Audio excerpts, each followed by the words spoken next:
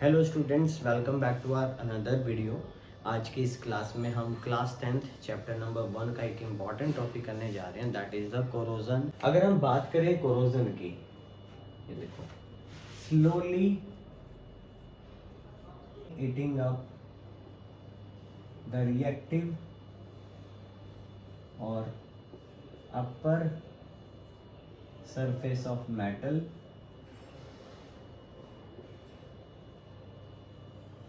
और substance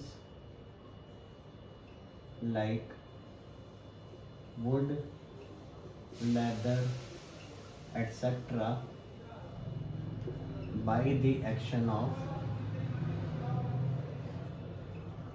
air, moisture, acids or chemicals, etc.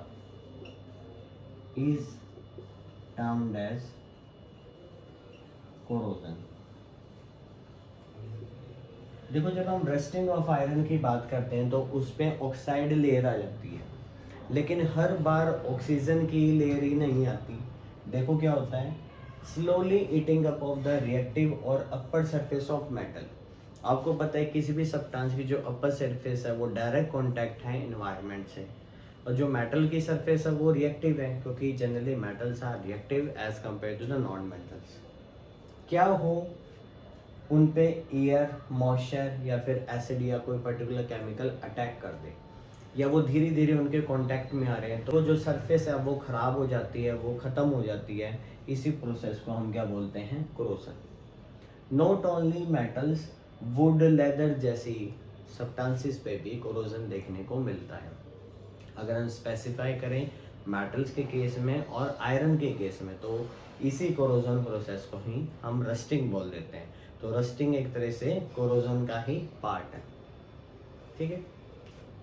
अब बात कर लेते हैं ये होता किस वजह से। जैसे कि अगर हम आयरन की बात करें तो उसकी रिएक्शन देखते हैं होती कैसे। आयरन है प्योर मेटल, लस्ट्रस। अब आयरन पे कौन अटैक करेगा, ऑक्सीजन गैस और वाटर वेपर्स, ठीक है, गैसेस फॉर्म में। इसको हम मॉइस्चर बोल देते हैं। अब इससे क्या होगा, ऑक्साइड लेयर आ जाएगी, Fe2O3.X2। अब देखो, ये ऑक्साइड लेयर आ गई, ये इसकी हाइड्रेटेड फॉर्म है, इसका नाम है फेरिक ऑक्साइड। फेरिक किस वजह से, क्योंकि इस पर +3 चार्ज है, ठीक है। हाइड्रेटेड फॉर्म क्योंकि इस पर वाटर मॉलिक्यूल जुड़ा हुआ है।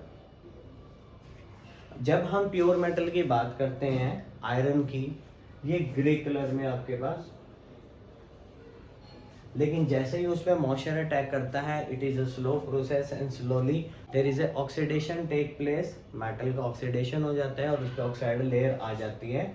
अब ये फेरिक ऑक्साइड बन गया है, अब ये रेडिश ब्राउन कलर का हो जाता है। और हमने पढ़ाई है, कोरोजन मेटल को वीक कर देता है, ये सॉफ्ट हो जाता है।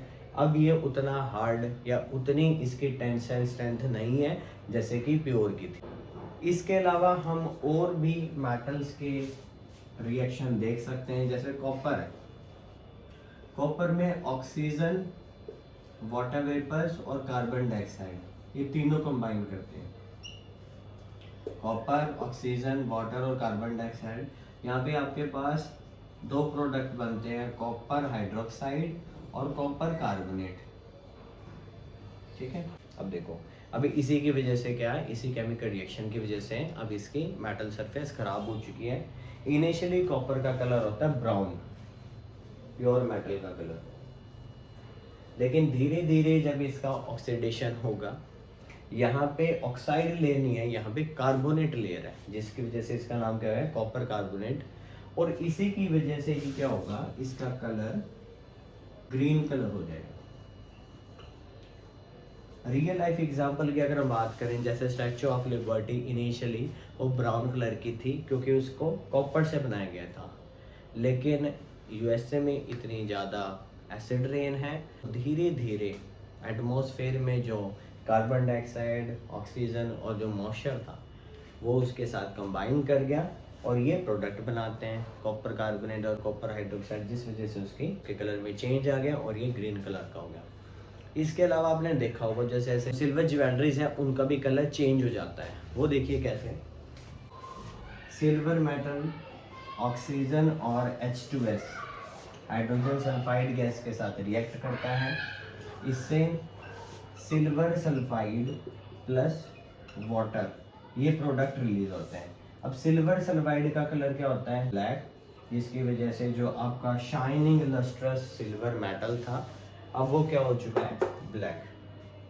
तो this is all about the corrosion. दोबारा से देखिए, surface of substances like metals, wood, leather, when they come in the contact with air, moisture, water, acids or other chemicals, their surface get damaged.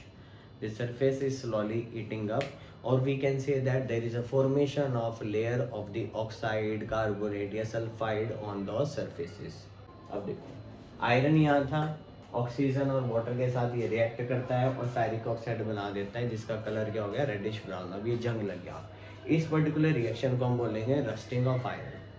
अगर हम rusting of copper की बात करें तो copper oxygen, water और carbon dioxide के साथ जुड़ के कॉपर हाइड्रोक्साइड और कॉपर कार्बोनेट बना देता है। अब इसका कलर क्या है, ग्रीन है। अगर हम बात करें सिल्वर की, सिल्वर ऑक्सीजन और हाइड्रोजन सल्फाइड के साथ जुड़ के सिल्वर सल्फाइड और वाटर बना देता है।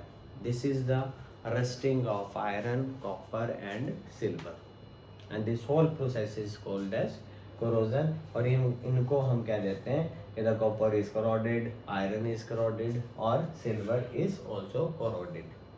हमने कोरोजन के बारे में पढ़ लिया, रस्टिंग के बारे में बात कर लिया। अब बात करते हैं प्रिवेंशन की, कि कोरोजन और रस्टिंग से कैसे बचा जाए।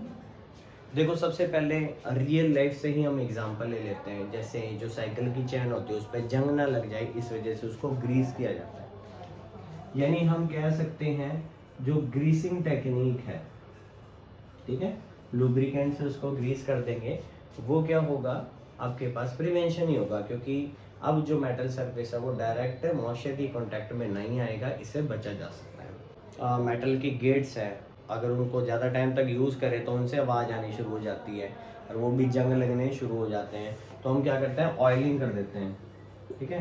जैसे मशीनरी पार्ट में, जैसे सिलाई मशीन में हम ऑयलिंग करते हैं, बहुत स्मूथ चलता है। इंजन ऑयल जो डाला जाता है एक तरह से वो भी लुब्रिकेंट का काम करता है, जंग नहीं लगने देता। इसके अलावा हम हर मेटालिक ऑब्जेक्ट्स को या जो दूसरे वुडन सब्सटेंस हैं उनको पेंट करते हैं, ठीक है।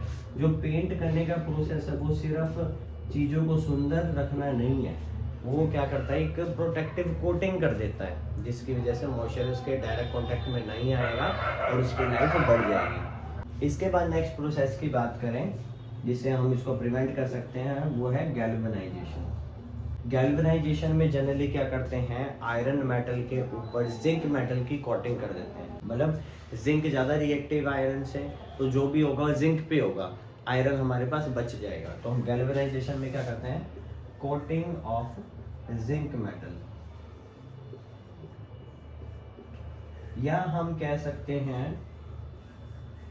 इलेक्ट्रोप्लेटिंग। आपने 8th क्लास में पढ़ा है कि आयरन ऑब्जेक्ट्स को इलेक्ट्रोप्लेटिंग करा देते हैं क्रोमियम मेटल की। अब क्रोमियम वैसे तो कॉस्टली है, लेकिन उसकी प्रॉपर्टी है कि वो स्क्रैचलेस है, वो लस्ट्रस है बहुत ज़्यादा, ठीक है। अगर हम क्रोमियम मेटल की कोटिंग करा देते हैं या किसी और मेटल की कोटिंग करा देते हैं तो जो सरफेस है मेटल का वो डायरेक्ट कांटेक्ट में नहीं आएगा, क्योंकि उसके ऊपर और किसी मेटल की कोटिंग होती है जो कि लेस रिएक्टिव है, जिस वजह से जो आपका मेन मेटल है वो प्रोटेक्टेड रहेगा। इसके अलावा 6th पॉइंट हम लिख सकते हैं, उन मेटल्स को एलोइज कन्वर्ट कर सकते हैं। अब एलोइज क्या है, generally it is a mixture of some metals and non metals, जिस वजह से एक तो एलोइज बनने के बाद उन पे जंग नहीं लगता। ब्रास है, ब्रोंज है, स्टील है, उन पे इजीली जंग नहीं लगता। अब बना तो जो स्टील है वो आयरन से ही है, लेकिन उसमें और भी काफ़ी सब्सटेंस मिक्स किए गए हैं ताकि उस पर जल्दी जंग ना लगे, उसकी टेंसाइल स्ट्रेंथ भी बढ़ जाती है उससे, ठीक है। तो एलोइज बनाना भी काफ़ी अच्छा ऑप्शन है, जिस वजह से हम कोरोजन या रस्टिंग से बचा सकते हैं। सो स्टूडेंट्स, आई होप आपको ये जो टॉपिक है वो अच्छे से समझ आया होगा। इसको आप अच्छे से समझ लेना। Thank you so much for watching this video.